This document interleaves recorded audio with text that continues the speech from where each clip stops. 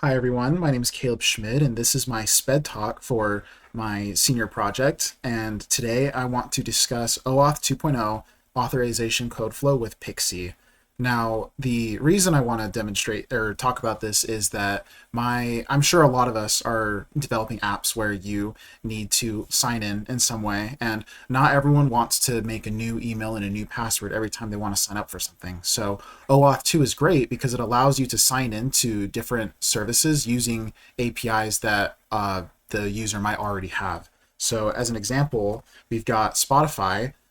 When you log into Spotify for the first time, it asks you if you want to sign in with email or if you want to continue with a service like Google, Facebook, or Apple.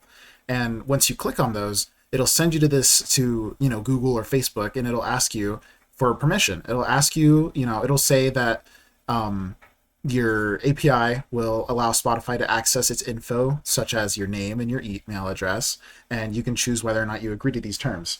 And so yeah, as a whole, it doesn't have to be just profile pictures and names. It could also be bank information. It could be your transaction history and things like that. Anything really that uses an API.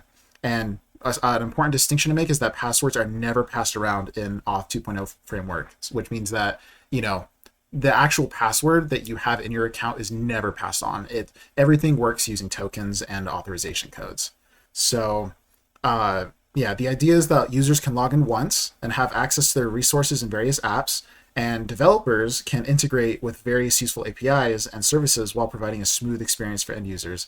This is done using authorization codes and access tokens. So as you can see in the diagram, the application will send a request to the user asking, hey, can we use this? And the user will say yes or no, you can use it or not. And then once they've been granted authorization, they then ask the authorization server, hey, could I access this thing? The user gave me permission. And the authorization server will say, well, the user gave you permission and they've authorized themselves, so that means that you get an access token.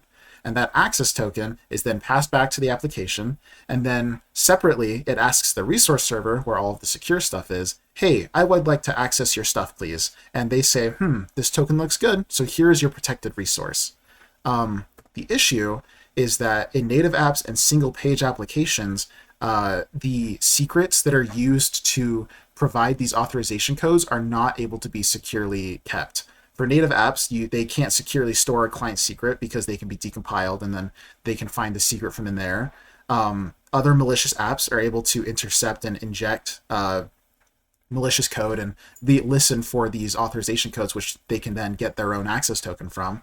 And using custom URI schemes potentially allows malicious applications to access those codes from your auth server. And same thing for single page apps. You can't store the client secret there because the entire source is available to the browser. You can just inspect it and find it. So what's the solution? The solution is PKCE Enhanced Authorization Code Flow, and this introduces a secret created by the calling application that can be verified by the auth server, and which is called the code verifier. And then the calling app creates a transform value of the code verifier called the code challenge and sends this value over HTTPS to receive an auth code. And then that way, a malicious attacker can only intercept the code, but they can't get a token for it because they don't have the code verifier.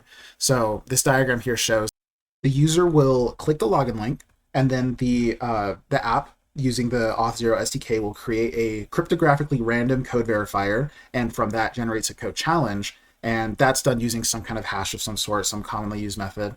And then the SDK redirects the user to the auth server along with the code challenge. And then the server redirects the user to the login and authorization prompt. The user then authenticates using one of the login options of their chosen API, and they'll see that consent window saying, hey, we're going to access this stuff. And then the authorization server, stores the code challenge, redirects the user back to the application with a code, which is good for one use. And that's the part that's visible, right?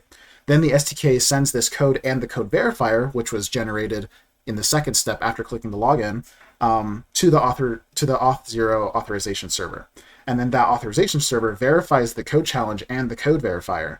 And then that authorization server responds with an ID token and an access token, which your application can then use the access token to call an API to access information, those secured resources. And then the API responds with the requested data.